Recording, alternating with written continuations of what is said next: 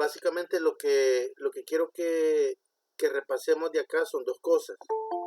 Lo primero es que recordemos que existen neurotransmisores que son activadores y otros que son inhibidores. Y todos los medicamentos que usemos van a actuar sobre los inhibidores o sobre los activadores. Eso es lo que tenemos que recordar básicamente. Y el otro aspecto que debemos de recordar es cuál es el recorrido que tiene cada circuito y desde dónde sale. Por ejemplo, ahí tenemos la vía de la dopamina. Ustedes ven que si lo ponemos según lo que hemos estado viendo de la teoría triuna del cerebro, estamos diciendo que sale del cerebro reptiliano, que hay unas ramas que van para el diencéfalo, pero que recorre prácticamente todo el hemisferio cerebral. Recuerden que la dopamina está implicada principalmente en aspectos de dolor, en aspectos de alucinaciones y en aspectos de placer. Principalmente por eso es que aparece de el cerebro reptiliano, ¿verdad? Entonces todo lo que tenga que ver con placer, con huir del dolor, va a estar mediado por dopamina. Y debemos recordar que esta aparece en el cerebro reptiliano. Por eso es que no nos debe extrañar que las personas, que el cerebro que esté dominando sea el reptiliano, no nos debe extrañar que este tipo de estímulos no se van a ver alterados. De hecho, pueden ser que sean los más dominantes. La dopamina es un neurotransmisor activador. Luego tenemos otro neurotransmisor.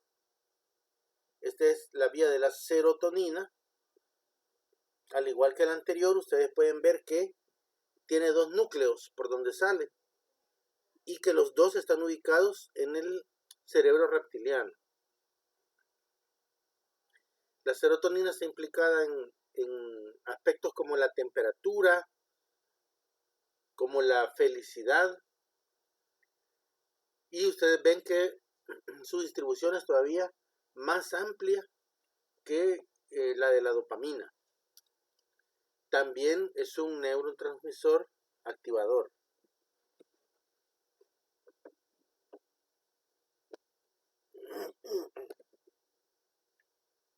Luego tenemos el circuito del cortisol. Ustedes ven que el cortisol, un órgano que está bien involucrado es la glándula suprarrenal, que están ubicadas sobre los riñones, y a diferencia de la adrenalina, se libera en situaciones de estrés crónico. Recuerden, la adrenalina se libera en estrés agudo, se libera en estrés crónico. Y si ustedes se fijan, aunque tiene mucho que ver con la glándula suprarrenal, pero el núcleo que está involucrado es la hipófisis. O sea, estamos hablando más de un núcleo del diencéfalo y no del cerebro reptiliano. Aquí ya empezamos a ver algunas diferencias. Este es un neurotransmisor que es inhibitorio, ¿verdad? Pero recuerden, inhibitorio crónico, ¿verdad? Algunos mencionan que es el paso previo a la depresión, cuando mantenemos cortisol elevado permanentemente. Es un paso previo a la depresión.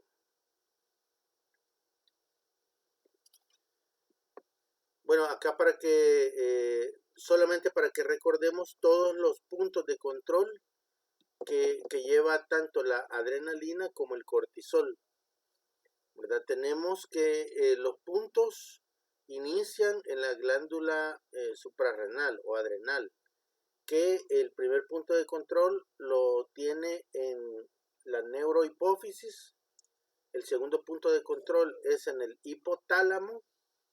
Recuerden que el hipotálamo es el centro de control de todos los estímulos que entran al cerebro. Y el tálamo es el punto de control de todos los estímulos que salen del diencéfalo a los hemisferios cerebrales.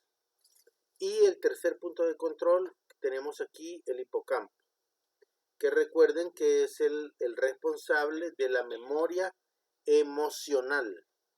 Por eso es que es bien importante que recordemos que cuando estamos hablando de cortisol, estamos relacionándolo fuertemente con depresión y por eso es que aparecen solo aspectos negativos de la vida del individuo, porque el hipocampo se ve estimulado.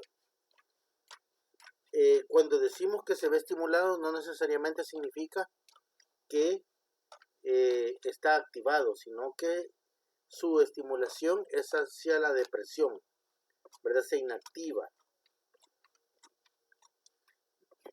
Aquí tenemos otro neurotransmisor que tiene que ver más con las vías colinérgicas, la acetilcolina, y ustedes ven que este, al igual que el anterior, aparece del diencéfalo, ya no aparece del cerebro reptiliano, sino que del diencéfalo. Y ustedes ven que hay vías que van para cada uno de los lóbulos, ¿verdad? Este es un neurotransmisor activador, ¿verdad? Sale del diencéfalo, recuérdenlo, ¿verdad? Todas las vías colinérgicas. Tenemos las vías noradrenérgicas que hicimos el paralelismo con el cortisol y decíamos que estas vías eran las que se activaban en situaciones de estrés agudo, ¿verdad? La adrenalina. Y cuando tenemos estrés crónico, entra el cortisol. Esta es un neurotransmisor activador, a diferencia del cortisol, que es inhibitorio, ¿verdad? Y este, fíjense, sale del cerebro reptiliano. Y bueno, ahí tenemos el grupo de todos los neurotransmisores que debemos recordar a la hora de indicar medicamentos.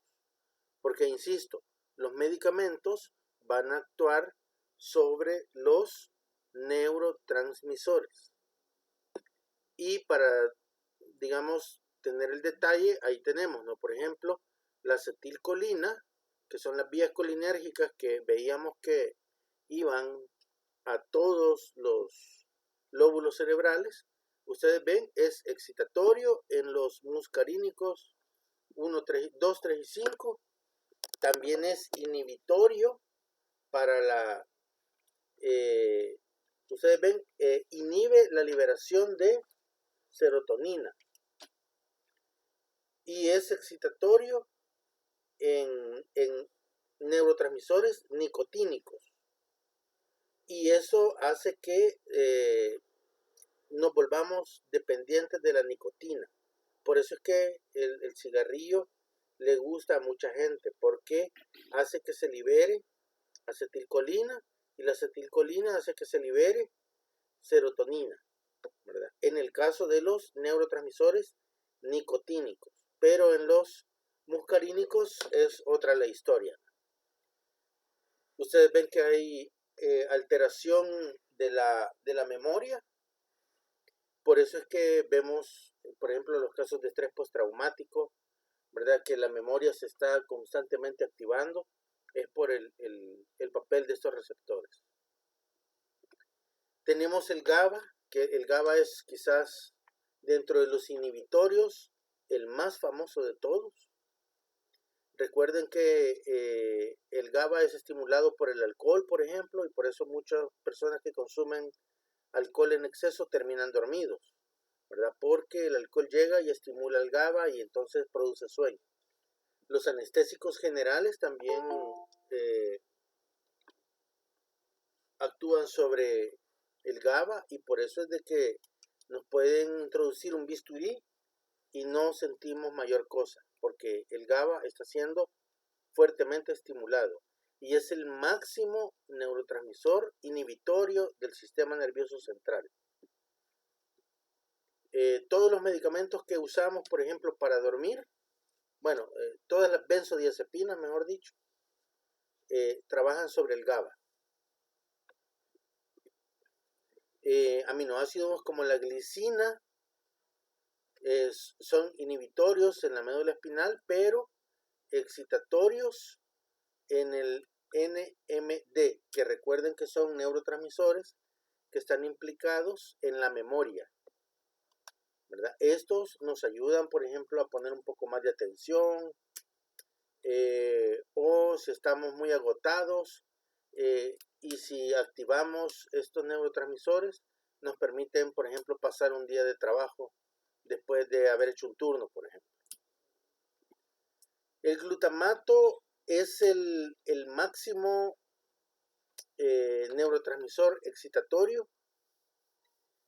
No sé si ustedes han escuchado, aquí en El Salvador, por ejemplo, es muy común que los médicos y en las farmacias en general les dejen cualquier vitamina que lleva glutamato.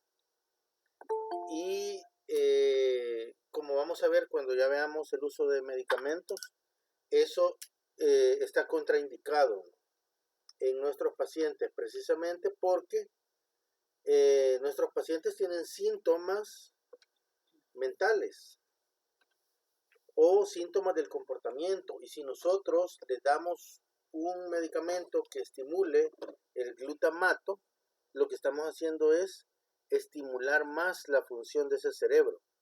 Y si lo que el cerebro está provocando o produciendo es ansiedad, lo que vamos a hacer es que la persona se vuelva más ansiosa. Por eso es que vitaminas, cero, ¿verdad? Cero. No, ninguna persona que pasa con nosotros tiene por qué estar tomando vitaminas. Y finalmente la dopamina, que ya dijimos que es un excitatorio. En cuanto hablamos de memoria y el rendimiento, pero también puede ser inhibitorio en algunos casos, como por ejemplo cuando hablamos de dolor, cuando hablamos de alucinaciones, que están involucradas la dopamina también. Luego tenemos la histamina, que es excitatorio y la vemos involucrada mucho en procesos alérgicos. La noradrenalina, que ya dijimos que también es excitatoria en procesos de estrés agudo. La serotonina, que es excitatoria en cuanto a producir sensación de felicidad, inhibitoria en situaciones de dolor, por ejemplo. Los opioides, que son inhibitorios, ¿verdad? Muy relacionados con el dolor. Y bueno, otros neuropéptidos, con estos casi no nos metemos, sino que los podólogos son los que más se meten en esto. Entonces, lo que ustedes deben recordar es ese neurotransmisor, cuál es el papel principal que tiene, si es excitatorio o si es inhibitorio, y de dónde sale ese neurotransmisor, ¿verdad? Porque es diferente que hablemos que sale del diencéfalo o que sale del cerebro reptiliano, precisamente porque puede ser que nosotros tengamos personas que tengan daño en cualquiera de los dos cerebros, y ahí ya vamos a saber cuáles neurotransmisores se pueden ver alterados, en el caso de que sean trastornos específicos y en el caso también que sean trastornos generales, como vimos también un poco en la clase anterior. Bien, para entrar un poco ya en materia de cuándo recetar medicamentos, qué medicamentos recetar, en qué casos, pues debemos recordar un poco la clasificación del CIE-10. De esto solo voy a hacer un repaso de lo más general, porque entiendo que ustedes ya lo han revisado en su carrera de pregrado. Quizás lo más importante que debemos recordar es que está organizado en 10 grupos. 3 de los 10 grupos son orgánicos. Quiere decir que el resto de grupos es funcional y que de los 10 grupos, 3 corresponden a diagnósticos que se deben hacer específicamente en la infancia. Y el otro aspecto importante es que dentro de estos 3 orgánicos, que hay 3 que pueden ser niños, y de los 7 funcionales, que también hay 3 que pueden ser niños, pueden haber combinaciones. Eso significa que, por ejemplo, podemos tener un niño que sea orgánico o un niño que sea funcional. Podemos tener también síntomas funcionales, pero de origen orgánico, y viceversa, ¿no? Hay un par de cosas que sí no debemos olvidar para hacer nuestros diagnósticos, porque del diagnóstico que demos es de donde vamos a decidir qué tipo o qué grupo de medicamentos vamos a usar. Y es lo que son los ejercicios que vamos a tratar de hacer esta noche. Bueno, el primer grupo es orgánico. Recuerden, ahí están todos los orgánicos secundarios a una enfermedad médica: tumores cerebrales, golpes, demencia, problemas secundarios a la hipófisis, a la tiroides. Todo eso va aquí, del primer grupo, del 0 al 09. Del 10 al 19 es el segundo grupo de orgánicos, pero estos son secundarios al uso de sustancias psicoactivas. Quiere decir que, por ejemplo, aquí no va el ibuprofeno porque no es una sustancia psicoactiva, ¿verdad? Pero sí van todas las drogas, por ejemplo. Del 20 al 29 aparece el primer grupo funcional. Aquí tenemos los cuadros psicóticos. Del 30 al 39 los cuadros afectivos. Dentro de los cuadros afectivos tenemos tanto trastornos bipolares como las depresiones puramente dichas. Que también todos estos grupos que están en negro son funcionales. Del 40 al 49 tenemos el grupo de las personas ansiosas, que ya están los puramente ansiosos. También están los trastornos de somatización, los somatomorfos, y los trastornos secundarios a estrés, ¿verdad? Está en el grupo de los 40 al 49. Del 50 al 59 tenemos el tercer grupo de los orgánicos, que estos se deben a una disfunción fisiológica. Aquí tenemos los trastornos del sueño, por ejemplo, ¿verdad? ¿Qué es lo más importante? Tenemos también los trastornos que tienen que ver con menopausias, por ejemplo. Aquí van integrados. Del 60 al 69 volvemos a los funcionales. Ahí tenemos los desórdenes de personalidad. Del 70 al 79 tenemos el retardo mental, que es el primero de los grupos que son trastornos que aparecen en la infancia y que por lo tanto deberían ser diagnosticados desde la infancia. Sin embargo, nosotros vemos muchísimos adultos que nunca les hicieron el diagnóstico, y entonces se les hace el diagnóstico hasta que ya son adultos, ¿verdad? Pero este adulto ha venido con su trastorno, con su desorden, desde la infancia. Entonces, por eso es que estos 3 grupos últimos son importantes, porque si hacemos el diagnóstico tempranamente, podemos también ayudarles un poco más. Del 80 al 89 tenemos todos los trastornos del aprendizaje y los trastornos del desarrollo. Aquí quizás el que tiene mayor marketing, el que tiene mayor propaganda de todos, son los desórdenes que ahora se les llama del espectro autista, ¿verdad? Probablemente nosotros estemos muy acostumbrados a escuchar el síndrome de Rett, ¿verdad? Que es un tipo de autismo, o el Asperger, que es otro tipo de autismo, ¿verdad? Ahora se manejan como trastornos del espectro autista. ¿Verdad? Todos esos están en el CIE-10 del 80 al 89. Y del 90 al 99 tenemos los trastornos de conducta, de inicio en la infancia y la adolescencia, y los trastornos por déficit de atención con o sin hiperactividad. Entonces, después de hacer las respectivas diferencias, lo que procedemos a hacer es la persona que yo estoy evaluando en cuál de estos grupos entra. Porque dependiendo en cuál de estos grupos entre, así va a ser el grupo de medicamentos que yo voy probablemente a usar. Y también así va a ser, así yo voy a tener la idea si se trata de un trastorno que es agudo o de un trastorno que es crónico. Por ejemplo, si le hacemos el diagnóstico de retardo mental a una persona de 29 años, por ejemplo, nosotros ya tenemos que saber que ese es un desorden crónico, que le empezó en la infancia, pero que probablemente nadie lo haya diagnosticado antes, ¿verdad? Entonces ahí tenemos un ejemplo de un trastorno que puede ser crónico.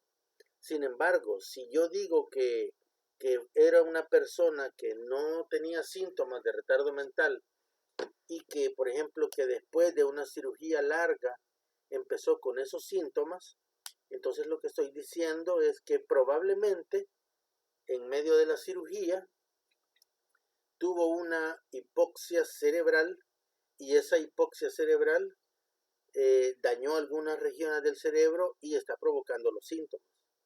Entonces ya no entra dentro del grupo del 70 al 79, aunque tenga los mismos síntomas, pero como la historia es diferente, entonces entra en el grupo del 0 al 09. ¿Verdad? Entonces, del 0 al 09 sí pueden ser cuadros agudos, ¿verdad? Y dependiendo en qué momento empecemos la neurorehabilitación, puede ser también desórdenes pasajeros. Es decir, podemos lograr algún tipo de rehabilitación. No así en las personas con retardo mental. Ese tipo de diferencias son las que es importante establecer. Bien, ahora, solo para recordar un poco sobre las diferencias que debemos hacer.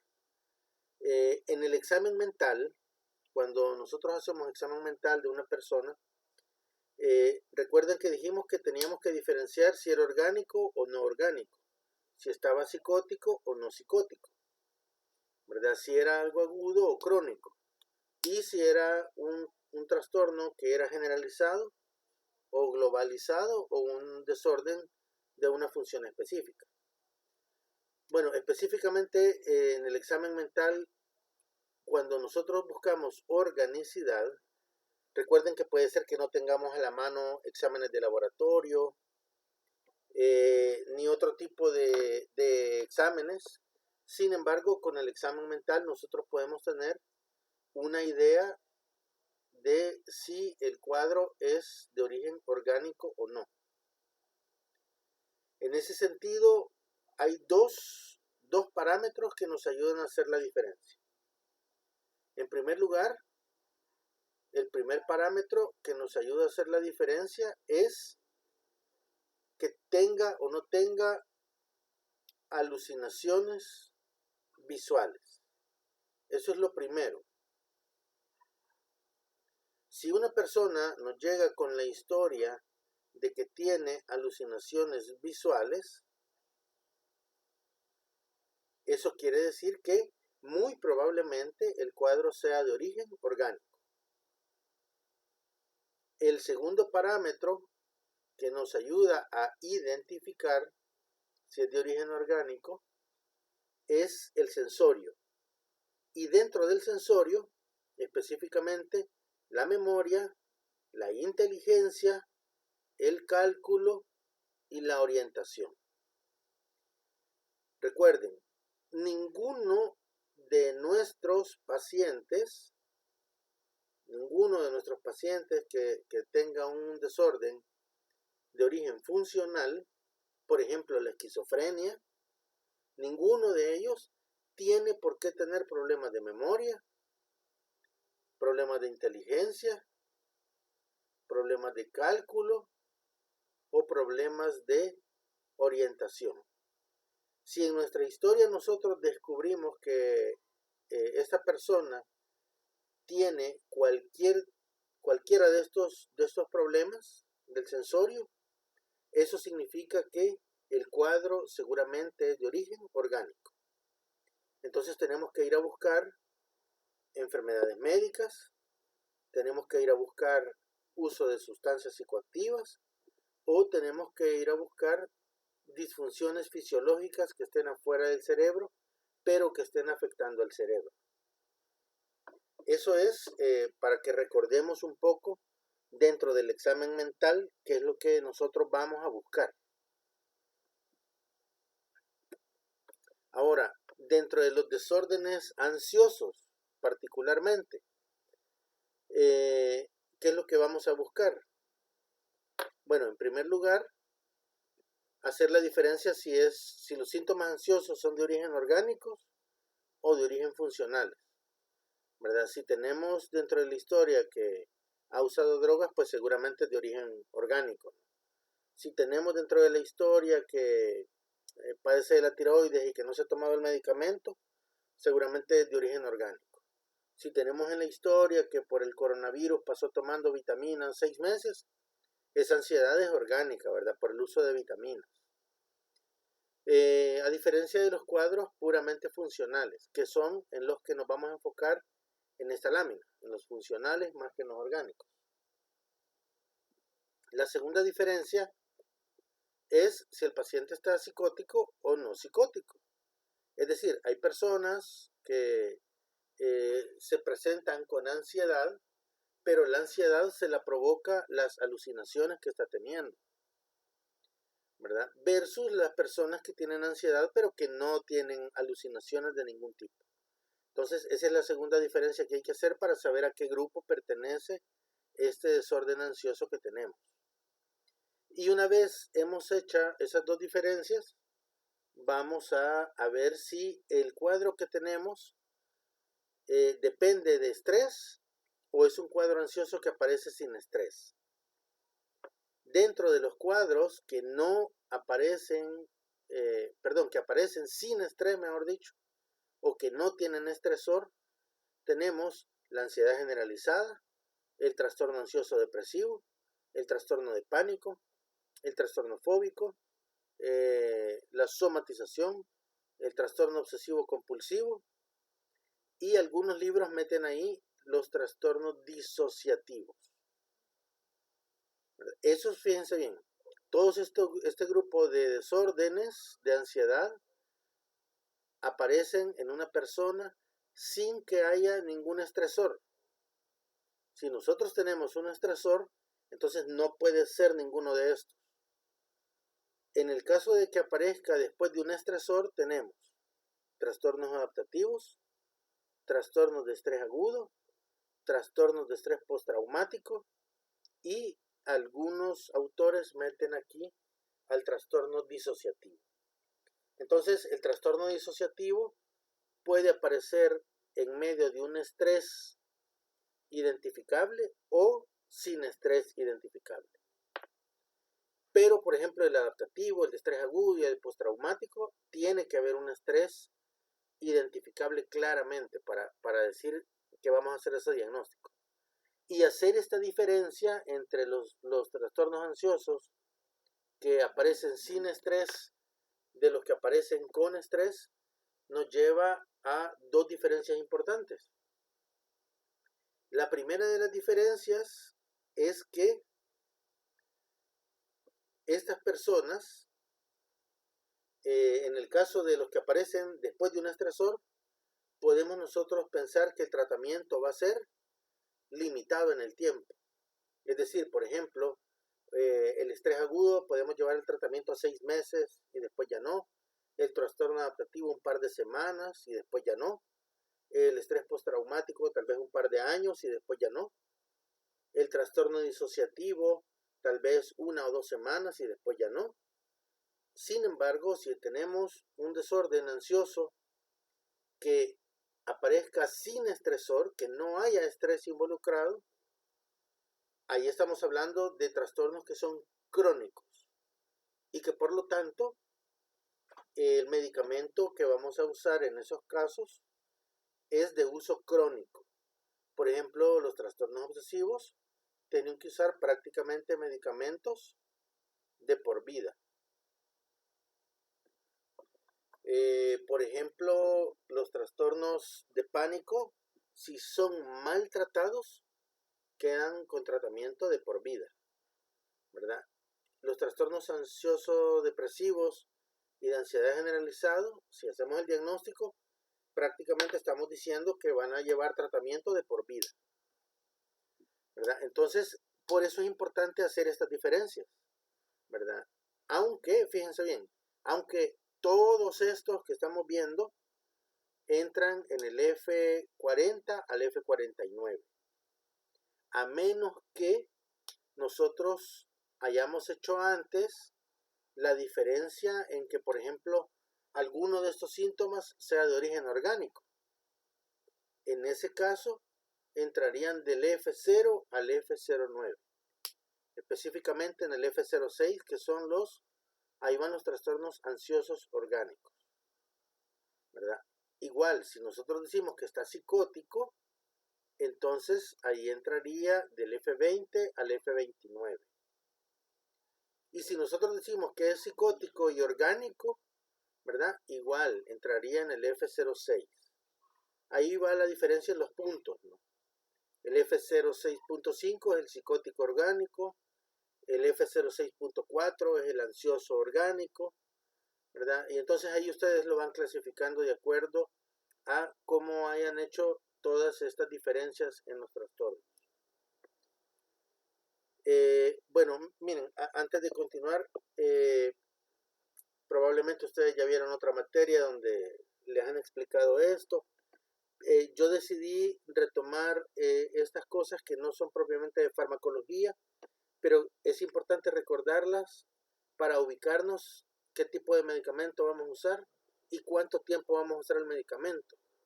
O sea, tener claro cuál es el diagnóstico que tiene mi paciente y en qué cae dentro de las diferencias es importante para saber por qué está usando esos medicamentos y seguramente cuánto tiempo los va a tener que usar, ¿verdad? Por eso es que decidí colocar estas láminas, ¿no? Aunque seguramente, como les digo, ustedes las recuerdan de pregrado o ya las vieron dentro de la maestría también. Bien, otro de los desórdenes que vamos a ver son los afectivos. Igual, ¿no?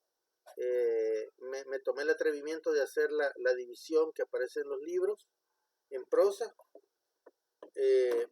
solo para que la recordemos, ¿verdad? Recordemos que cuando hablamos de trastornos afectivos hay dos variables que evaluamos: la intensidad de los síntomas y el tiempo de los síntomas.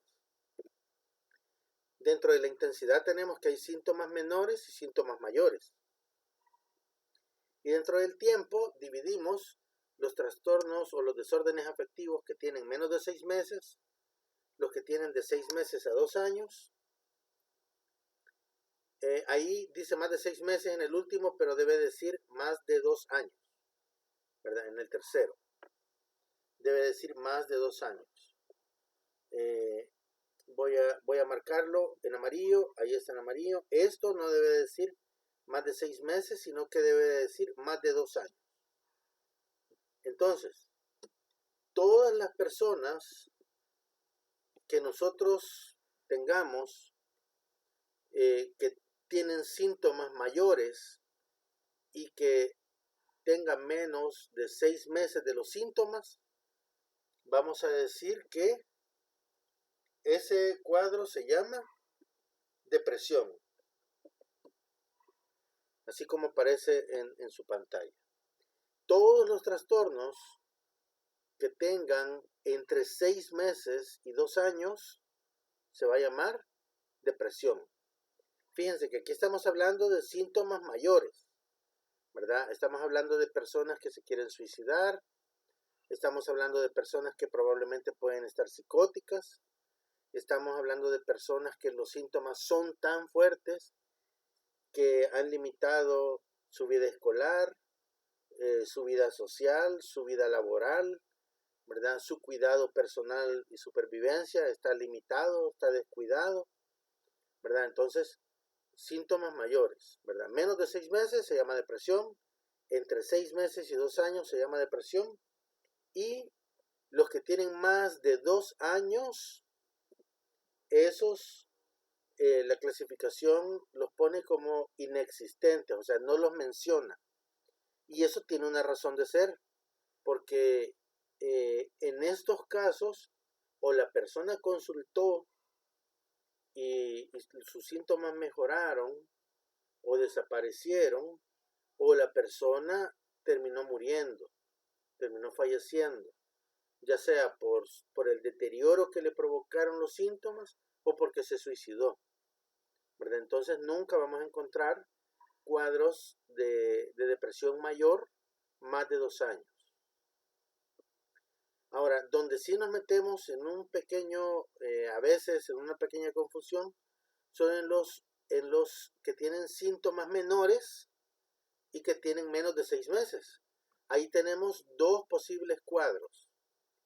Fíjense, aquí estamos hablando de síntomas depresivos, pero que son leves, ¿verdad? No hay idea de muerte, no hay cuadros psicóticos y tampoco hay deterioro ni de su actividad laboral, ni de su actividad familiar, ni de su actividad académica, ni de su cuidado personal y supervivencia. Son personas que andan por la vida tristes, pero siguen haciendo todo de su vida. Entonces, una de las posibilidades que tenemos cuando son menores de 6 meses es que se deba a causas orgánicas. A la cabeza, los trastornos de la tiroides. Y la segunda posibilidad es que sea un trastorno adaptativo. Es decir, recuerden la clasificación que acabamos de ver, ¿no? Que tenga síntomas ansiosos o que tenga síntomas depresivos, pero que se deban a un estresor. En ese caso, si tiene menos de 6 meses, o la otra clasificación dice menos de 6 semanas, no podemos hacer el diagnóstico de depresión, sino que el diagnóstico es trastorno adaptativo con síntomas depresivos, por ejemplo, o trastorno adaptativo con síntomas ansiosos, o trastorno adaptativo con síntomas mixtos, ¿verdad? Entonces, en ese caso, cuando son síntomas leves que tienen estresor, trastorno adaptativo, si no, orgánico. Y cuando ya tiene más de 6 meses a 2 años, ahí le llamamos depresión. Depresión leve sería acá, ¿no? Y cuando tiene más de 2 años, en este caso sí hay depresiones con síntomas menores que tengan más de 2 años, se van a llamar distimias. Ahora, hacer esta diferencia es importante porque en cada caso el tipo de medicamentos que vamos a usar va a ser diferente, ¿verdad? Por ejemplo, si es una depresión mayor, probablemente tengamos que combinar medicamentos, porque estamos hablando que puede tener síntomas psicóticos, ideas de morirse, que puede tener un deterioro significativo de su vida diaria. En cambio, en los síntomas menores no. De hecho, los protocolos, por ejemplo, de los síntomas leves de menos de 6 meses, solo mandan a usar benzodiazepinas en algunos casos, ¿no? Nunca antidepresivos. Y en los síntomas de carácter orgánico, nunca antidepresivos, ¿no? El tratamiento es sobre la enfermedad médica que está provocando los síntomas.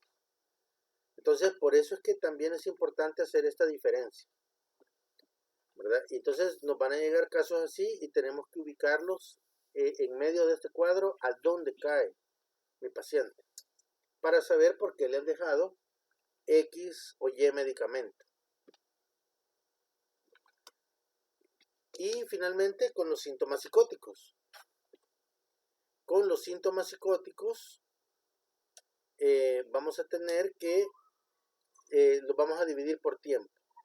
Los que tienen menos, los que duran menos de un día y desaparecen los síntomas, los que duran más de un día pero menos de un mes, los que duran más de un mes pero menos de 6 meses en una clasificación y en la otra menos de 3 meses, y los que duran más de 3 meses en una clasificación o más de 6 meses en la otra clasificación.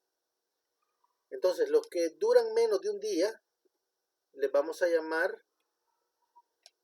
episodios psicóticos agudos breves. Esos son los cuadros que duran menos de un día. Así es que se imaginarán, ¿no?, que durando menos de un día, si es que le iniciaron medicamentos, seguramente se los van a quitar en menos de una semana, ¿verdad? Porque estábamos frente a un caso de una psicosis aguda breve. Igual, si nos llega con la historia que se psicotizó, pero que el mismo día se le quitó, probablemente ustedes van a ver que el médico no haga nada, porque probablemente ya nunca más le vuelva a dar otro síntoma psicótico. Tuvo una psicosis aguda breve, ¿verdad? Solo duran un día y se quitan. Tenemos los que duran más de un día, pero menos de un mes. Esos quizás son los más comunes. Estos se llaman episodios psicóticos agudos, sin el breve, ¿verdad? Sin el breve. Entonces las psicosis agudas duran más de un día, pero menos de un mes. Cuando tenemos que duran más de un mes, pero menos de 6 meses o de 3 meses, según la clasificación que ustedes lean más, ustedes van a ver que le llaman desorden esquizoafectivo o trastorno esquizoafectivo. Y finalmente tenemos los que duran más de 3 meses o más de 6 meses según la clasificación que estemos ocupando. Y en esos casos tenemos a la esquizofrenia. Entonces, no podemos hablar de esquizofrenia si no tiene por lo menos más de 3 meses. Es bien difícil que alguien hable de esquizofrenia. Además que hay que tomar en cuenta todos los parámetros epidemiológicos, ¿no? A la cabeza la edad de inicio, por ejemplo, ¿verdad? Si recuerden que inicia entre los 15 y los 25 años y a veces, en algunos casos, hasta los 28, 30. Pero si ya aparece después de esa edad, ya uno piensa en otros diagnósticos, ya no en esquizofrenia, ¿verdad? Entonces, esos otros elementos también son importantes recordarlos, porque de eso va a depender el tipo de medicamento que nos estén dejando. Y con la psicosis también recordar que hay síntomas positivos y síntomas negativos, y que dependiendo el tipo de síntomas que predominen más en nuestro paciente, así es como vamos a decidir qué tipo de medicamento usar. Entonces, si ustedes se fijan, el uso de medicamentos no es solo decir, por ejemplo, tiene alucinaciones, eso significa que está psicótico, démosle un antipsicótico. No es así, ¿verdad? Sino que tomamos en consideración todas estas variables. O decimos, por ejemplo, démosle un antidepresivo porque está deprimido. No, hay que revisar todas las variables. Y dependiendo de las variables que vayan predominando más, así va a ser el tipo de medicamentos que nosotros vamos a decidir usar. Pero hay que tener esta base para pensar en cuál medicamento me conviene más usar. Tomar en cuenta los neurotransmisores sobre los que va a actuar el medicamento que ustedes decidan usar. Y bueno, antes de empezar a ver los casos clínicos, quisiera saber si hasta donde llevamos en este momento tienen alguna duda. Porque ya los casos sí les voy a pedir que los resuelvan ustedes, ya con lo que hemos visto. y ya con la resolución de los casos ya podemos entrar a ver ya psicofármacos. ¿Alguna duda que tenga alguien con respecto a lo que hemos visto? Sí, doctor, yo tengo una duda. Dígame. Usted dijo que vamos a decir que es orgánico cuando tenga alucinaciones visuales e identificar las partes del sensorio. No entendí cuando dijo que si tenía esquizofrenia y estas partes las tenía como bien, algo así, ahí me quedé. Ah, sí, sí. Sí, lo que sucede es de que, por ponerles un ejemplo, digamos que les llega un paciente que tiene 1 año de tener alucinaciones. Por ejemplo, hoy me llegó a la clínica un señor que tiene, escuchen esto, tiene 5 años de tener alucinaciones. 5 años de tener alucinaciones. Para decir que tiene esquizofrenia, porque ya pasó los 6 meses que hemos dicho, para que yo pueda decir sí, tiene esquizofrenia, esta persona no tiene que tener alterado el sensorio.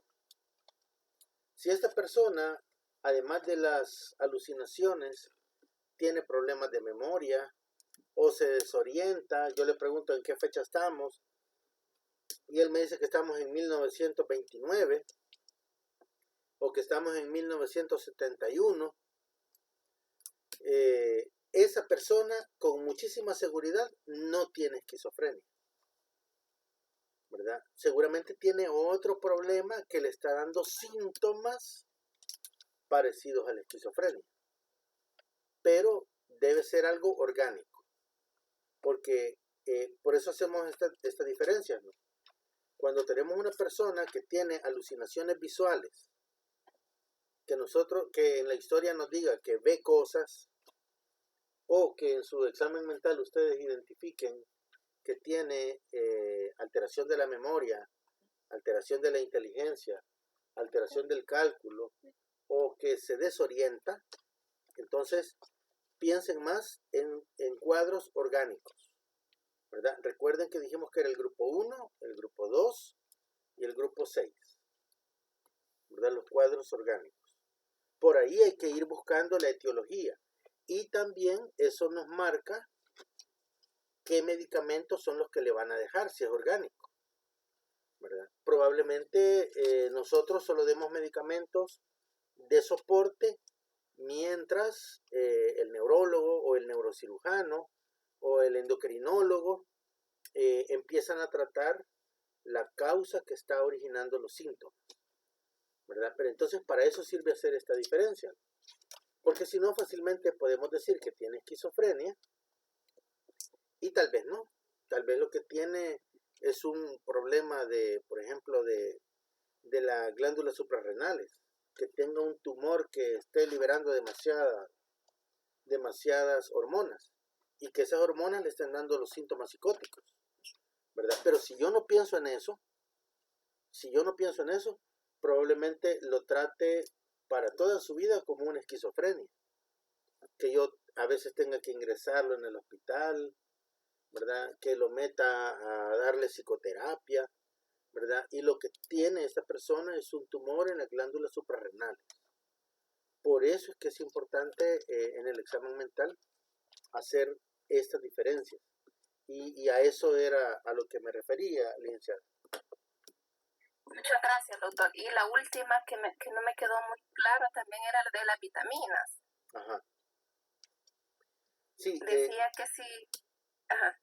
Sí, yo les decía que si recordamos el papel de los neurotransmisores, y se lo voy a poner en este en particular, las vías colinérgicas, y si ustedes entran a ver, por ejemplo, dentro de los neurotransmisores específicos, el glutamato es de los máximos neurotransmisores excitadores del sistema nervioso. Entonces, aquí en El Salvador nos venden todo como que si todo es vitamina. Por ejemplo, no nos dicen, mire, estos son minerales, no son vitaminas, son minerales. No nos dicen tampoco, miren, estos son aminoácidos, no son vitaminas, son aminoácidos. Tampoco nos dicen, miren, esto que les estoy vendiendo son oligoelementos. No, aquí todo es vitamina. Y resulta que lo más delicado es que en el afán de sacar la mejor vitamina, sacan compuestos donde vienen mezclados aminoácidos, oligoelementos, vitaminas y minerales. Y muchos de ellos estimulan aminoácidos como el glutamato, por ejemplo. Y entonces yo les estoy diciendo que el glutamato es el máximo neurotransmisor excitador del sistema nervioso central. Entonces, si yo tengo una persona que su cerebro lo que le está produciendo es ansiedad, o si yo tengo una persona que lo que le está produciendo su cerebro son ideas obsesivas, o si lo que le está produciendo su cerebro son alucinaciones, y yo le doy algo que aumente el nivel de funcionamiento de su cerebro, entonces lo que yo voy a estar haciendo es aumentándole sus síntomas. Que la ansiedad aumente, que las ideas obsesivas aumenten, que las alucinaciones aumenten, porque yo lo que estoy haciendo con las vitaminas es estimular neurotransmisores como por ejemplo el glutamato o como por ejemplo la acetilcolina, ¿verdad? Que lo que van a hacer en el cerebro es excitarlo y entonces lo que está produciendo se va a producir con mayor intensidad y con mayor frecuencia, ¿verdad? Entonces, cualquiera sea el síntoma que tenga mi paciente, yo lo voy a aumentar si le digo que tome vitaminas, ¿verdad? Igual sucede si le metemos cafeína, si le metemos alcohol, si le metemos nicotina, ¿verdad? Lo que vamos a provocar es que los síntomas aumenten. Entonces, a eso me refería. Ahora sí, muchas gracias, doctor. Doctor, Hola. a ver, ahora que habla usted de las vitaminas y con este tema de quizás haciendo un paréntesis, ¿verdad? Pero sí, muchas veces uno va a la farmacia y dice, deme algo para el cerebro, ¿verdad? Entonces, ¿qué vitamina o algo usted así que para el uso de las personas en general que venden ya por comercial, ¿verdad? Por tema comercial que no es recomendable su consumo para cualquier persona independientemente del que tenga este tipo de trastornos? Estamos hablando de una persona sin un desorden mental, ¿verdad? Sin un desorden mental, es correcto. Vale. Fíjense, se supone que todos los minerales, las vitaminas, los oligoelementos que necesitamos, los tenemos que llevar a través de la comida. Pero digamos que estamos en una situación donde por la maestría me he tenido que desvelar medio mes, ¿verdad? Y entonces estoy todo agotado, ¿verdad? Me paso durmiendo en el día, en el trabajo. Entonces yo tengo que ponerme a pensar, bueno, ¿estoy comiendo bien o no? Si estoy comiendo bien, probablemente lo único que yo necesite sea, se llaman astenolíticos. Así se comercializan. Los astenolíticos son aminoácidos, ¿verdad? Entonces ahí tenemos que venden glicina, venden glutamato, casi todos estos vienen en ampollas bebibles y casi todos vienen en tratamientos para 1 semana o 2 semanas. Entonces esos medicamentos lo único que hacen es, como son excitadores del sistema nervioso central, entonces lo que la persona siente es que le devuelve la energía. Pero fíjense bien, estamos diciendo que estamos comiendo bien. Ahora, si usted me dice que no ha comido bien, entonces sí necesita probablemente un astenolítico y también necesita un suplemento de vitaminas. hay que ver si necesita también algunos minerales, ¿verdad? Los minerales casi siempre se usan cuando hemos estado en situaciones de deficiencia. Por ejemplo, estuvimos en quimioterapia por cáncer, tenemos VIH, hay un embarazo, donde los requerimientos aumentan o donde el desgaste aumenta. En esos casos usamos suplementos. En los adultos mayores, por ejemplo, se ocupan suplementos porque mucho de lo que en la edad de adulto joven está funcionando bien, ya en los adultos mayores ya no funciona tan bien. Y entonces a ellos les damos suplementos de vitaminas y dependiendo, digamos, el nivel de actividad que tengan, a veces aminoácidos, ¿verdad? Pero en términos generales, si somos adultos jóvenes y si tenemos una alimentación, digamos, medianamente equilibrada, no deberíamos de necesitar vitaminas. A menos, como les digo, que estemos frente a situaciones de sobredesgaste. Por ejemplo, que mucho médico, por ejemplo, para la pandemia, aprovechó y hacía cada 2 días turno y trabajaba en el día también. Y entonces en la semana solo dormía 3 noches, por decirles algo. Y entonces mantuvo ese ritmo 6 meses. Entonces ese médico entró en deficiencia de vitaminas, porque las vitaminas que tenía se fueron agotando en el sobreesfuerzo físico que estuvo haciendo. Si no las necesitamos, solo hacen el efecto en el sistema nervioso y cuando ya han hecho el efecto, pues el cuerpo se deshace de ellas, ¿verdad? Entonces, bueno, hay algunos casos donde las personas hasta se han intoxicado con vitaminas, ¿no? Pero en términos generales no las deberíamos de usar. Doctor, Hola. mire, estoy admirada con todo esto que nos está diciendo porque, bueno, en mi caso mi mamá cada vez que voy a la casa ella me tiene vitaminas y por eso es que yo ando todo el día como que soy loca de aquí para allá. No, qué terrible, definitivamente no las necesito. Me está quedando clarísimo todo esto, qué terrible. Bien vitaminada.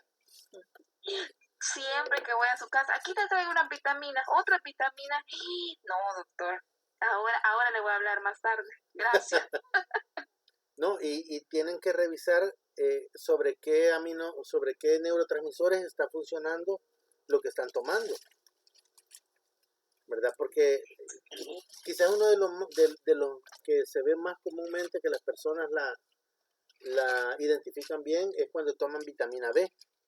Cuando algunas personas, por ejemplo, que toman vitamina B, inmediatamente les salen espinillas y barros. Acné, correcto. Sí, horrible eso. ¿Verdad? Entonces ahí es donde uno dice, no, es que la vitamina me provoca eso.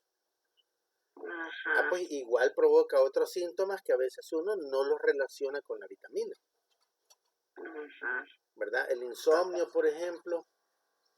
La voy a vender, compañero. Ya sacadas. Sí, ya sacadas, compañero. Bien, ¿alguna otra pregunta? Buenas noches, doctor. Hola, buenas noches. Buenas noches, sí. Yo tengo una pregunta, o mejor una duda. Ahora yo recibí un paciente. Ajá. Y de 21 años me manifestaba que el día viernes le dio una ansiedad, le dio una crisis. El día sábado la mamá lo llevó con una psiquiatra. Dice que le dejaron un Melax, un Erbitran y una Lutrin. Uh-huh. Y que la ansiedad no ha disminuido, pero el niño está presentando desde que está tomando los medicamentos pensamientos. Y me dijo, es una voz interior, no lo escucho, sino que es un impulso. Es un impulso que me dice, agarra la tijera, córtate las venas y mata a la familia. Esa es la necesidad, dice, que está sintiendo, y eso es lo que le preocupa al joven. Antes no tenía No, eso. no, antes dice que no tenía eso, tenía, sí me dijo que tenía trastorno obsesivo compulsivo, porque su cuarto es impecable, más ordenado, dice, y el niño y el joven siempre es así. Ujú. Pero no sé si los medicamentos estaría causando eso. Me Sí, preguntó que si los y suspendía. una pregunta. ¿Sí? Este muchacho, ¿usted sabe qué dosis de sertralina estaba tomando? No, solamente me dijo que estaba tomando, le habían dejado media pastilla. Media de sertralina. Sí, Media de sertralina. ¿Y de Melex? de Melex, de todo me dijo que le habían dejado media. Y de la Nervitran, me dijo, ¿verdad? Sí, y la Nervitran. Y ustedes ya fueron a buscar qué lleva la Nervitran.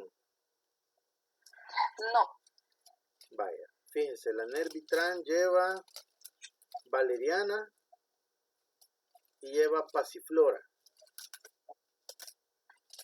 Entonces, una tarea que nos debe de quedar es, bueno, ¿y qué efectos causa la valeriana en el cerebro? ¿Y qué efectos causa la pasiflora en el cerebro? Muchas personas tienen la idea de que como son plantas, son menos dañinas. Sin embargo, yo siempre les digo, bueno, miren, la valeriana y la pasiflora y bueno, cualquier otra planta que usen, la Universidad del Salvador, por ejemplo, y en Guatemala, la San Carlos, han hecho muchísimos estudios sobre los componentes químicos que llevan estas plantas. Y por supuesto que uno las usa buscando dormir o buscando bajar la ansiedad. Pero el problema es de que lleva otros compuestos químicos que pueden aumentar algunos síntomas que tenga una persona. Ahora, bueno, solo para que tengan una idea. Si este muchacho tiene trastorno obsesivo compulsivo, digamos que la sertralina es un buen medicamento, pero para que le controle los síntomas obsesivos, estamos hablando que tiene que tomar entre 2 y 4 tabletas diarias. Si toma menos que eso, mejor que no tome, porque no le va a controlar nunca nada, ¿verdad? Ahora, el Melex, usar Melex y usar Nervitran es casi que lo mismo, ¿verdad? Se ocupa para lo mismo, actúan sobre los mismos neurotransmisores, los dos actúan sobre el GABA, entonces no tiene mucho sentido.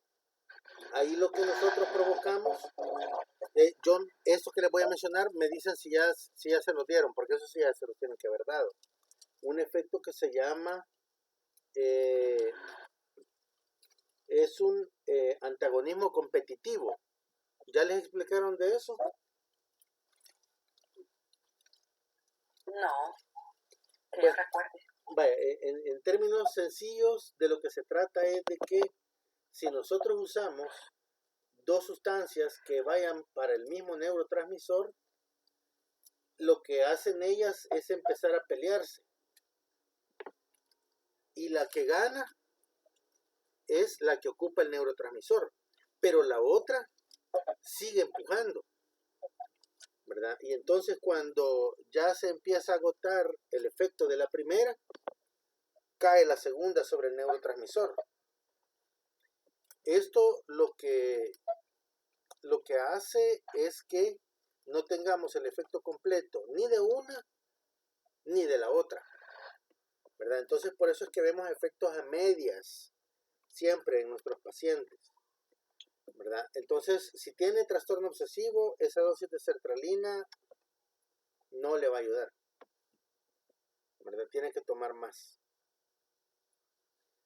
Yo voy a buscar un manual, el manual que que casi que se ocupa aquí en el país de referencia, donde aparece la mayoría de las dosis para que ustedes las tengan y que también puedan orientar bien a las personas, porque pues sí, si el paciente no está siendo bien tratado, nunca va a mejorar, ¿verdad? Y pues sí, uno hasta se puede frustrar cuando ve que el paciente no mejora, y a veces es porque no le estamos dando el tratamiento adecuado, ¿verdad? Entonces, con este chico sí, o sea,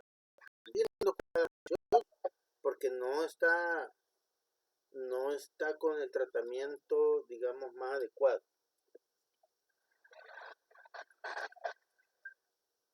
Doctor, ¿y los pensamientos suicidas que están pasando es a raíz de los medicamentos? No.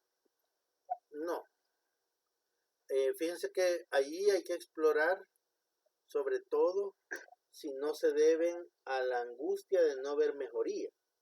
Muchísimas personas, cuando tienen poca tolerancia a la frustración y les dicen que con A o B medicamento van a mejorar y no mejoran, y tienen poca tolerancia a la frustración, inmediatamente aparecen esas ideas, las ideas de muerte, que esas son ancestrales aquí en El Salvador, ¿verdad? Medio mundo tiene ideas de muerte, y entonces no es que se quiera matar. Yo siempre les recomiendo que le pregunten al paciente. Por ejemplo, si le decimos a este muchacho que si tuviéramos algo que le quitara inmediatamente los síntomas, que le quitara inmediatamente la ansiedad, y que si ya no volviera a tener ataques de ansiedad, que si se quisiera matar todavía, ustedes van a ver que muchísimos pacientes dicen, no, entonces ya no me quisiera matar, ¿verdad? Entonces eso significa que esas ideas aparecen por la poca tolerancia a la frustración que tienen nuestros pacientes, y que también eso hay que trabajarlo. Ok, doctor. Última pregunta. ¿Usted en su consultorio cuánto cobra por las consultas? Y para tenerlo ya como referencia. Uy, esa pregunta es bien complicada, porque porque es lo primero que me pregunta. ¿Y cuánto cobra, verdad? de verdad, El psiquiatra. fíjense que, vaya, le voy a responder. Fíjense que yo siempre les digo a las personas, bueno, en mi consulta vale $40, pero yo le digo a la persona, bueno, si no puedes pagar, ándate al Hospital Saldaña. Yo trabajo en el Hospital Saldaña, es un hospital público, igual yo te voy a ver, ¿verdad? Nadie te va a cobrar nada ahí mismo te van a dar la medicina, ¿verdad? La única diferencia es que va a tener que pasar el proceso de todos los hospitales públicos, que va a tener que abrir expediente, que va a tener que esperar que le lleven la medicina, que va a tener que llegar a cierta hora específica, ¿verdad? Todo lo que implica pasar en el sistema público, ¿verdad? Entonces, opciones, digamos, hay, ¿verdad? Cada vez hay menos psiquiatras en el sistema público, pero todavía hay. Entonces, siempre hay que buscarle las opciones a las personas, porque lo importante al final es que mejoren, ¿verdad? Claro que sí. Está bien, doctor. Muchas gracias por la información, doctor. ¿Otra pregunta? ¿Alguien más antes de ver los casos?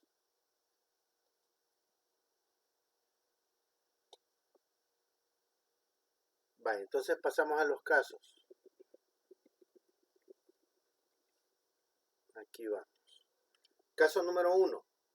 Lo voy a leer y vamos a ver si hay valientes para responder. Se trata de una mujer de 25 años, traída en ambulancia a una emergencia del hospital.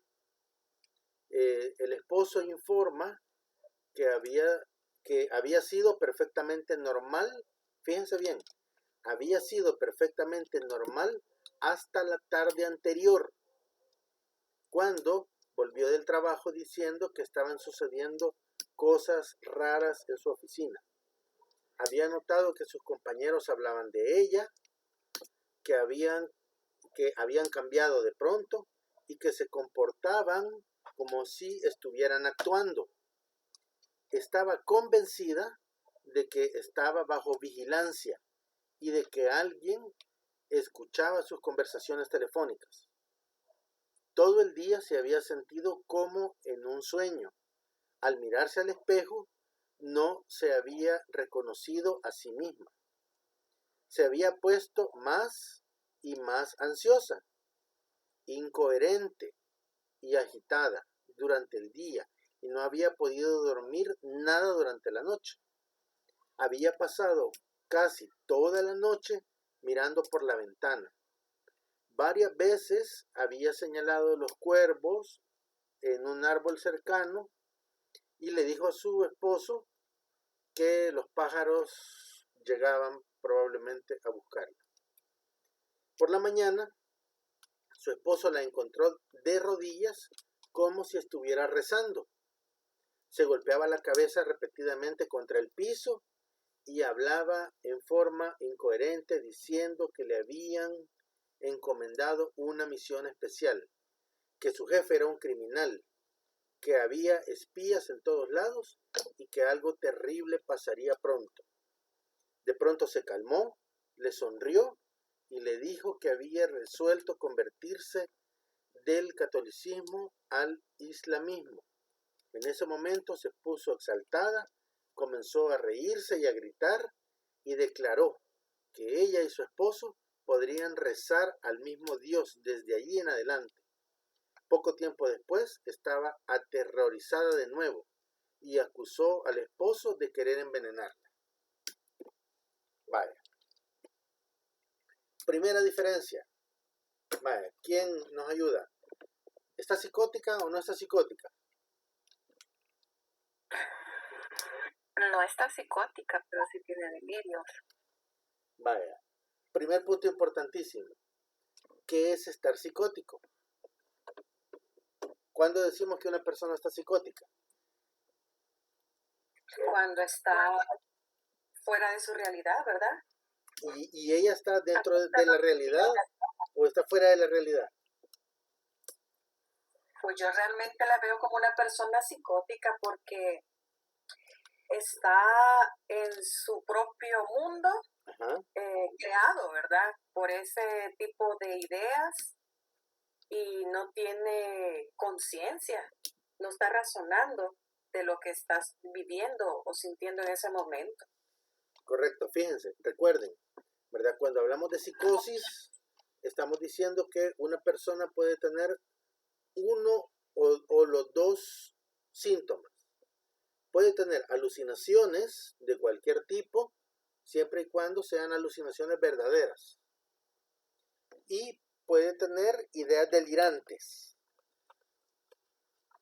Puede ser que tenga las dos cosas o solo que tenga una de las dos.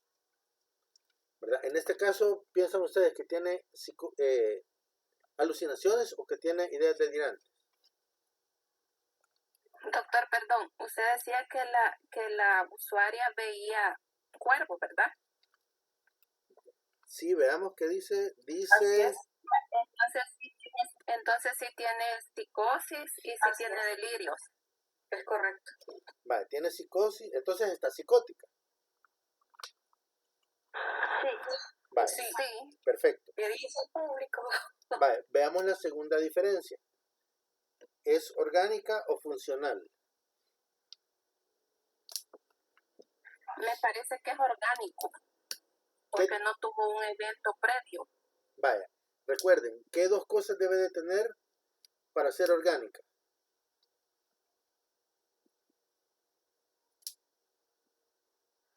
Que no esté psicótico. No. ¿Qué dos elementos del examen mental debe de tener uno de los dos o los dos para decir esto es orgánico?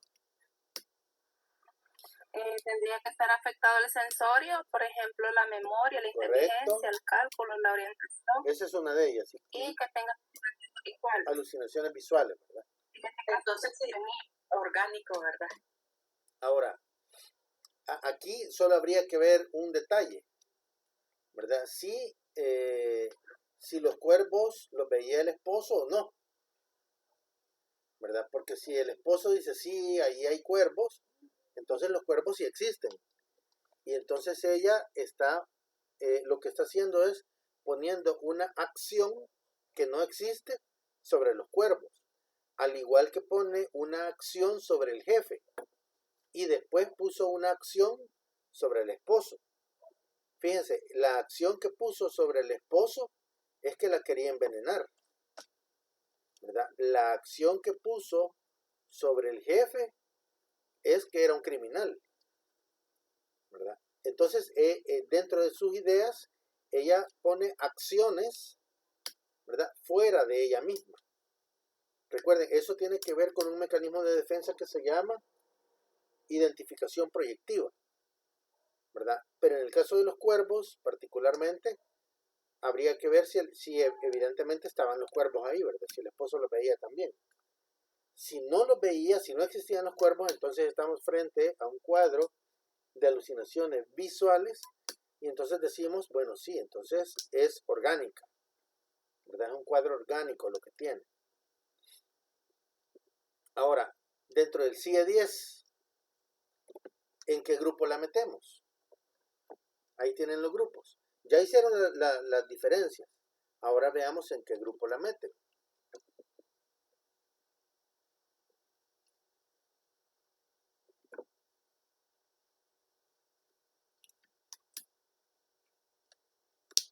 Tiene que ser orgánico.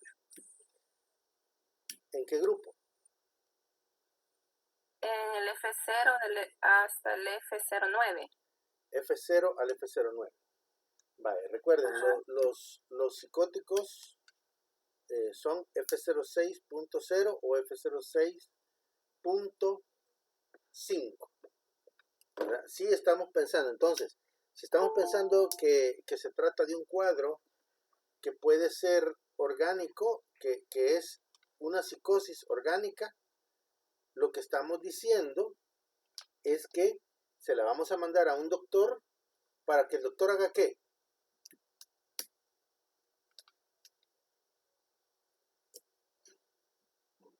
Una evaluación. ¿Qué queremos que busque el doctor? Organicidad. La causa orgánica de los síntomas, ¿verdad? Correcto. Que vea si no tiene un tumor cerebral, que vea si no tiene un problema de tiroides, que si no se debe al uso de sustancias, o que si no hay una disfunción fisiológica, ¿verdad? Que no tiene, por ejemplo, un problema de glándula suprarrenal, todo lo que sea de causa médica que le esté provocando los síntomas. Eso en este primer caso. Veamos un segundo caso.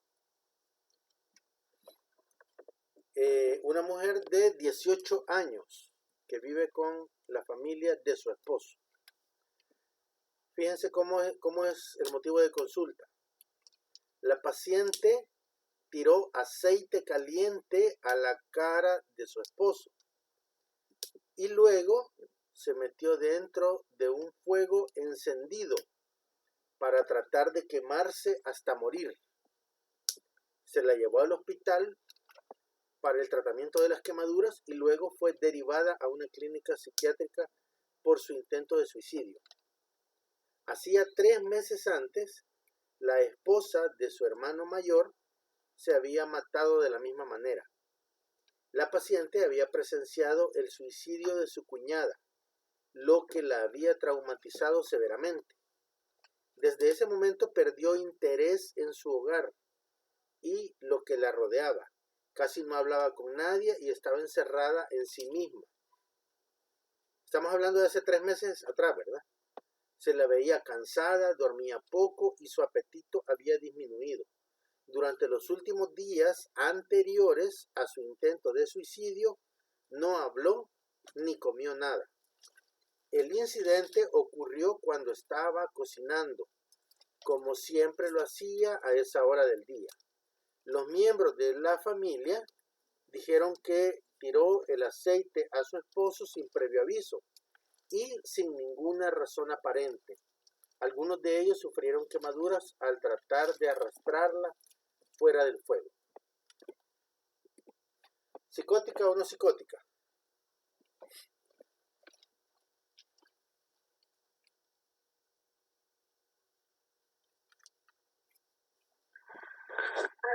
No menciona que tiene alucinaciones, ¿verdad? No dice nada de eso. No está psicótica. No, ¿verdad? Recuerden la tabla de los trastornos afectivos, ¿verdad? Cuando decimos que tiene síntomas mayores y cuando decimos que tiene síntomas menores. Y dijimos que los síntomas mayores eran que había alteración de las actividades de la vida diaria, que además podía tener cuadro psicótico en medio de los síntomas depresivos y que podía tener ideas de suicidio.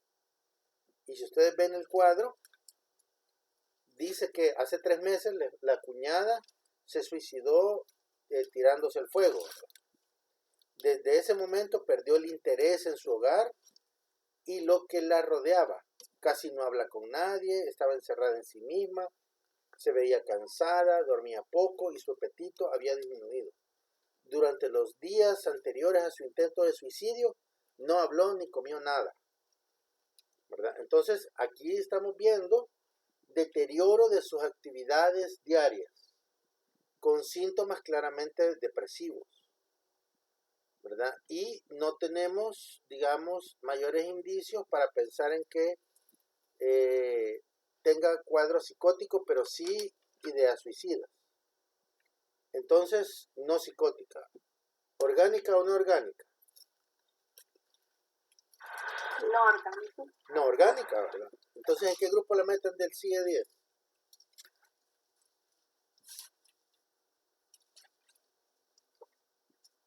En los afectivos.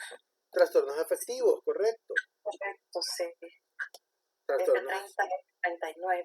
Entonces, fíjense, tiene 3 meses de los síntomas, pero como son síntomas mayores, como son síntomas graves, entonces es una depresión grave, ¿verdad? Entonces, solo con eso, ya nosotros decimos, bueno, entonces el tratamiento tiene que ser de este tipo, con este tipo de medicamentos, en esta dosis, en este tiempo.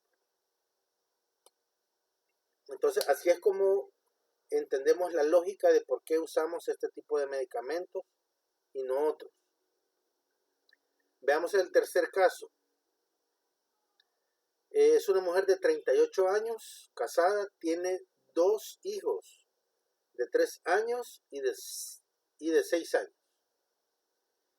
Paciente comenzó a estar mal después de su segundo embarazo, hace 3 años.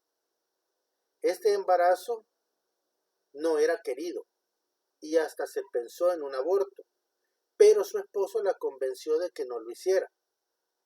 Se había estado sintiendo deprimida e irritable, constantemente preocupada por las tareas del hogar y los chicos. Se sentía insuficiente e incapaz de llevar a cabo las responsabilidades de ser madre de 2 niños.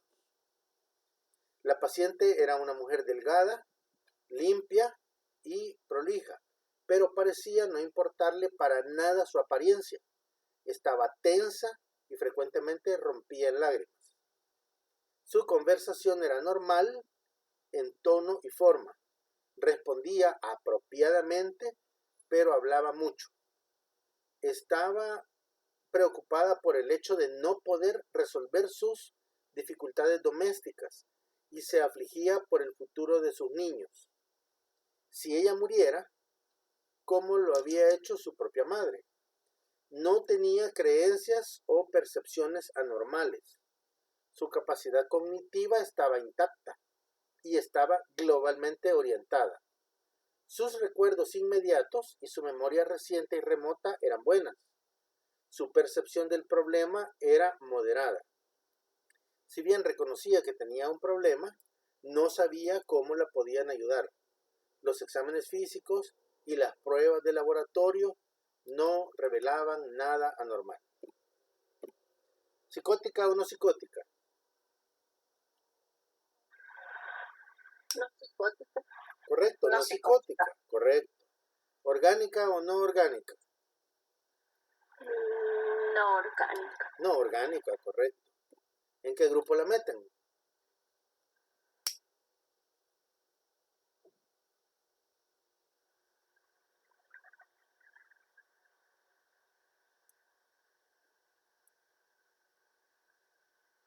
Siempre los afectivos, doctor. Siempre en los afectivos, ¿verdad? Y si recordamos dentro de los afectivos, veamos, si recordamos dentro de los afectivos, veamos, ¿cuál de todos esos sería?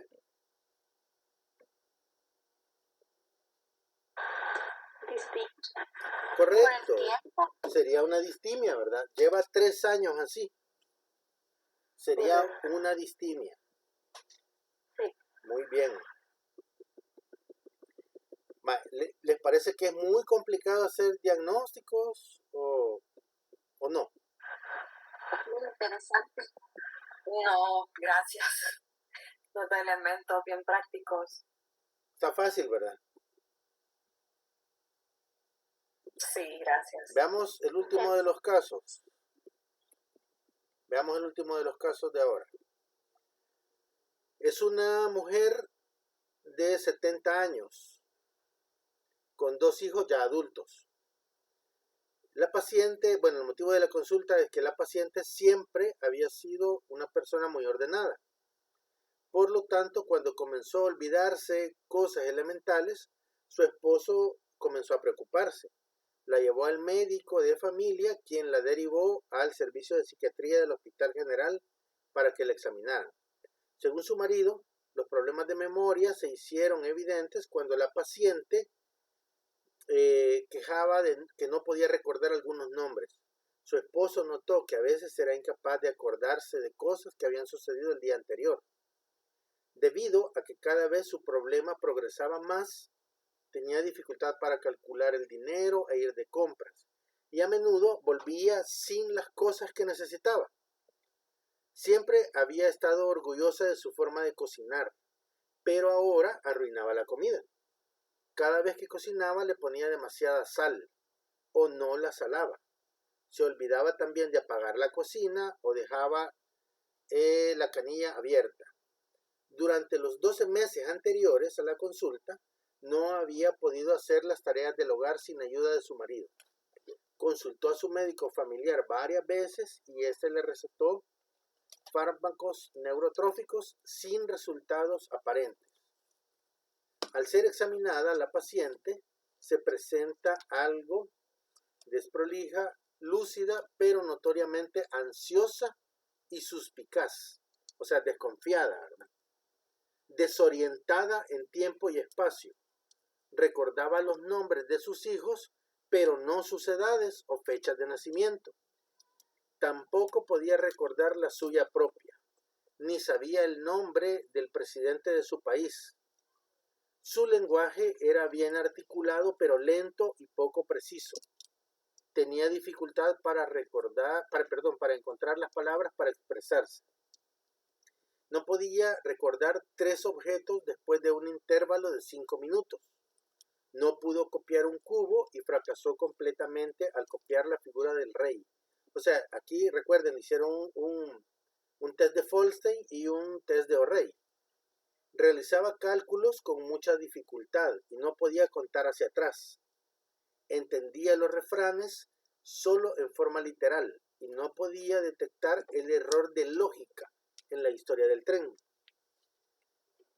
Era incapaz de advertir la naturaleza del problema. No se detectaron anomalías en los exámenes físicos y neurológicos.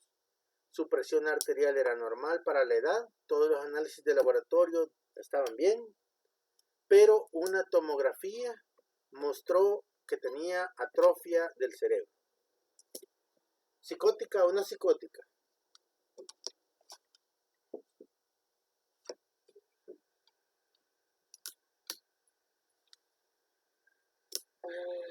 Está difícil. ¿Tenía alucinaciones o ideas delirantes o no? Yo digo que es psicótica, fíjese. ¿Qué No. tiene de psicosis? Es que vaya, el tema del sensorio, pues no pudo resolver. Dificultades en el lenguaje, Vale, en la memoria. pero recuerden que para decir que está psicótica debe tener ideas delirantes, que eso es del pensamiento, o Sí. alucinaciones, que eso es de la sensopercepción. Yo pienso que no psicótica, porque no tenía nada de eso. Más bien había algunos datos que había olvidado, como si le estuviera dando Alzheimer. Vaya, entonces no psicótica, ¿verdad? No Porque psicótica, sí. no tiene alteración de la sensopercepción y tampoco tiene ideas delirantes. ¿Orgánica o no orgánica? Orgánica. Un problema orgánico. Claro, ¿verdad? Recuerden, tiene problemas del sensorio, tiene alterada la memoria, la orientación, el cálculo, ¿verdad? Todo lo que hemos venido diciendo. Entonces, es un cuadro orgánico. ¿Dentro de qué grupo la meten?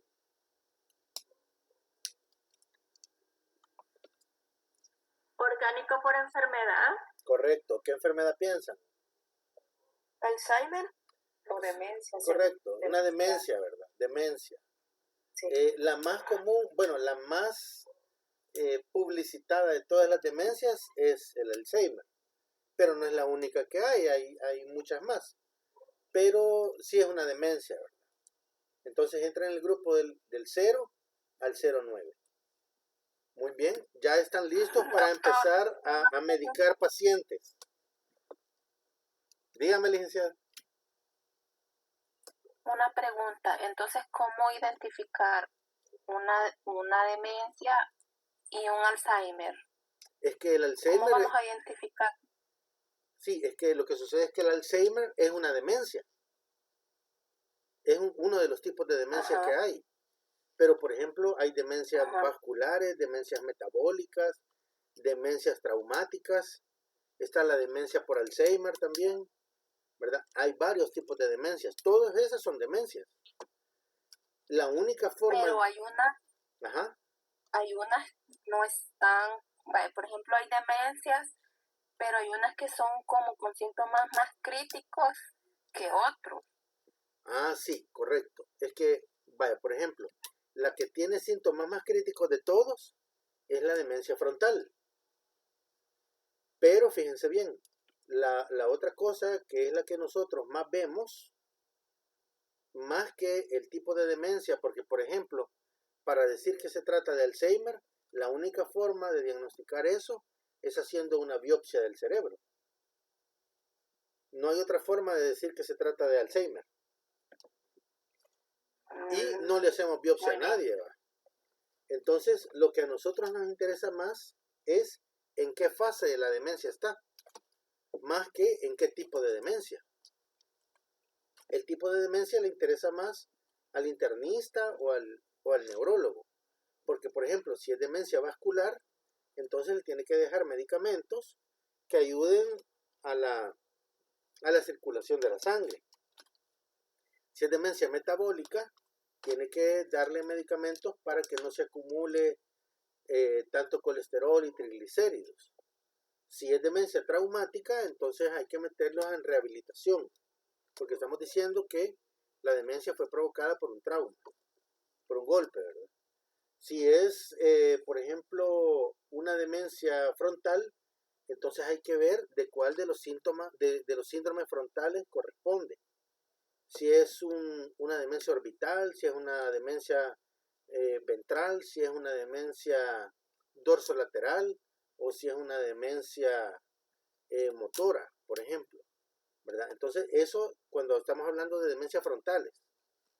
Pero, como les digo, a nosotros nos interesa más saber en qué fase está de la demencia, porque así es el tratamiento que vamos a dar, ¿verdad? Entonces, este caso es de demencia, ¿verdad? Y según como está descrito ahí, parecería que está en el estadio 1, en la fase 1, porque todavía no tiene problemas motores, ¿verdad? Ya en el estadio 2 ya hay problemas motores finos y en el estadio 3 o en la fase 3 hay problemas motores gruesos, ¿no? Que hacen que incluso las personas ya no puedan ni caminar, y entonces pasan más tiempo sentadas o acostadas y vienen todos los problemas que aparecen por estar tanto tiempo así. Y una pregunta, ¿sí? Perdón, doctor. Dígame. Una pregunta, o sea, ¿por qué, digamos, a unas personas les da como súper rápido esos síntomas de que psicomotores y en todos los sentidos, que incluso se hacen sus necesidades, por decirlo así, fisiológicas, y otras no, van como lento, es un proceso lento y otras bastante rápido? ¿A qué se debe? Hay varios motivos. Por ejemplo, un motivo son las comorbilidades. Eso significa, bueno, además de tener demencia, tiene hipertensión, es diabética o tiene problemas renales. Entonces, mientras más enfermedades acumuladas tenga, la demencia puede avanzar mucho más rápido. Además, también depende si tiene buen estilo de vida o no. Una persona que tenga demencia, pero que tenga gimnasia mental, por ejemplo, va a avanzar muchísimo más lento que una persona que sea más sedentaria. Estos van a avanzar mucho más rápido. La otra cosa que es bien común aquí en el país es que las personas empeoran dependiendo con quién viva y dependiendo cómo se lleva con la persona con la que vive. Por ejemplo, imagínense que llega una señora con demencia y llega con el esposo, por decirle algo, y el esposo toda la vida la maltrató. Entonces es más probable que sus síntomas se vean marcados por este componente afectivo que hay hacia el esposo. Y entonces ustedes van a ver que los psicólogos psicodinámicos les van a decir que seguramente está castigando al esposo por todo lo que él le hizo cuando estaban jóvenes. Lo mismo sucede con los hijos, por ejemplo, o con algún otro familiar con quienes estén molestos. Es bien frecuente que los síntomas empeoren, y uno ve eso porque con algunos familiares empeoran los síntomas y con otros no. O cuando llega a consulta con ustedes, resulta que no grita, y cuando llega a la casa y está con una hija, se pone a gritar. Y entonces dicen ustedes, bueno, ¿cómo es esto? Es una demencia que cuando sale no grita y cuando está en la casa grita, ¿verdad? Eso, lo que estamos viendo ahí, es un carácter intencional de los síntomas, que está marcado por cargas emocionales o cargas afectivas que hay en el ambiente familiar. Y entonces ya ustedes tienen que hacer la evaluación familiar, ¿no? Pero en cuanto a demencia, digamos, es todo un mundo, ¿no? Es todo un mundo. Pero sí, lo que debemos de recordar es que, primero, es un cuadro orgánico. En segundo lugar, los medicamentos que vamos a usar van a tratar, por un lado, de evitar que siga avanzando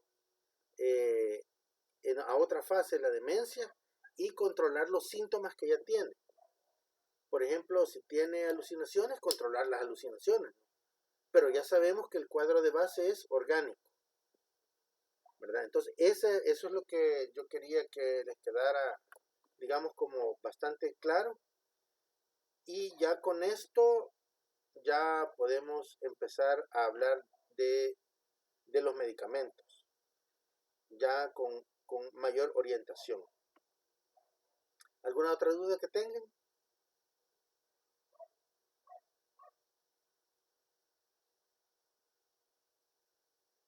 ¿Ninguna? Bien, entonces, hola. No, doctor, en este momento no, ya ordenándonos. Gracias. Bien, entonces, la próxima vez ya vamos a ver medicamentos y vamos a integrar el uso de medicamentos a los casos. Vamos a ver otros casos clínicos, ya nos vamos a concentrar en casos clínicos y en el uso de medicamentos para que ustedes vean por qué unos y no otros, ¿verdad? ¿Qué es lo que andamos buscando? Y eso espero que les ayude cuando estén con sus pacientes, ¿no? Para que los puedan orientar mejor. Así es que muchas gracias. Hay que seguir la celebración y nos vemos la próxima semana. Muchísimas Gracias, Gracias, doctor. Gracias, doctor. Muy amable. Feliz noche. Buenas noches, doctor. gracias. Doctor, gracias. Gracias y feliz cumpleaños a Lisette.